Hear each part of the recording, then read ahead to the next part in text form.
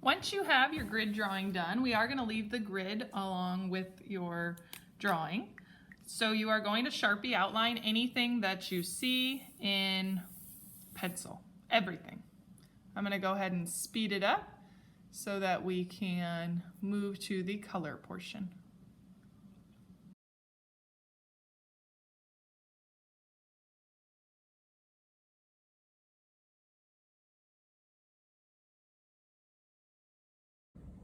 Okay, so now that I'm done with my outlining, I need to go in and clean up any pencil that I might still see. And also, you might see that at the top left hand there, I made a little mistake.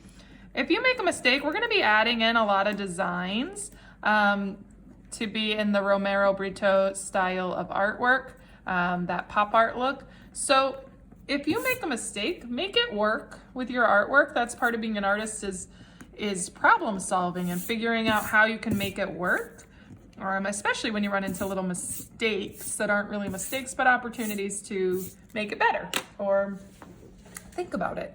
So what I mean by designs, and it doesn't have to go in every single box. You could leave some with some really simple designs or a little detailed. So for example, though, that I messed this one up here, maybe I just pull it down to make it look like I did it on purpose. And maybe just add in some more lines into this square. And I'm just doing it directly in Sharpie. You can choose however you want to do it. And big and bold, his designs were pretty simple designs. So don't go too crazy or too small and detailed. So I'm just gonna go ahead and do something like that. And on this one, and you're welcome to look at some of his artworks, kind of see what kind of shapes and stuff he used.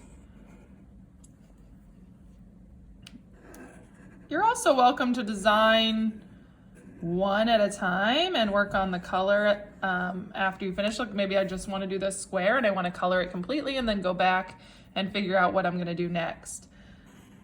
When you are ready to color, we are using broad tip markers, which are just regular markers, not Sharpie markers. And we are looking for really good craftsmanship on this. I would keep going with the Sharpie, obviously, because you're gonna have a lot more designs in there. But you need to choose a color scheme. It can be a color scheme that takes up your entire artwork. Like maybe I wanna do a warm color scheme and I'm gonna do warm colors through everything.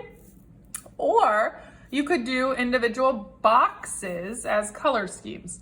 So for example, I'm gonna go ahead and demonstrate some coloring here. So maybe I want to come in and I'm gonna do just complementary colors in this section. When you are using markers like this, actually when you're coloring anytime, a good idea is to outline the area you're about to color and then come in and very neatly in one direction finish the coloring part. Let me see if I can zoom in on that so you can see what I'm doing here. Outline the section so that you don't go over when you go to color inside, and then add the color to the inside. Now this is complementary color for me, this part right here. And I'm doing red, so that means my complementary color is going to be green. I like to just go ahead and use the color I have out first in all the parts that I think I'm going to want it. And then I can always go back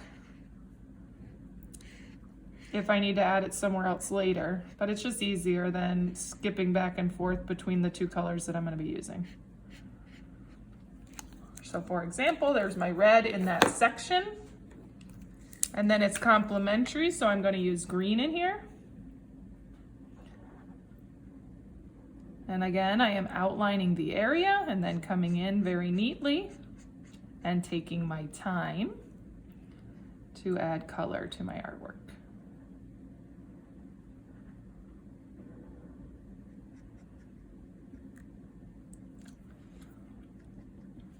I'm gonna see if I have a different green that I could use.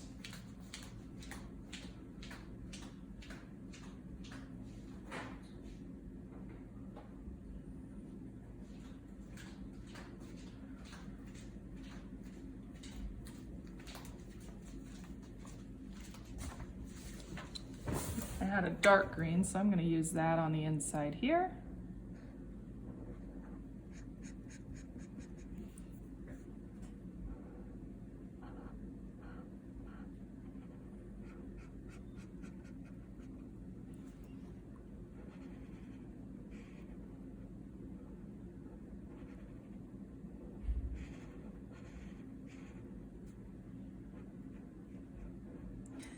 And again, I could switch colors or stick with this red and green for the entire project. It's totally up to you. But that is just one square. And then I will be working on the squares around it.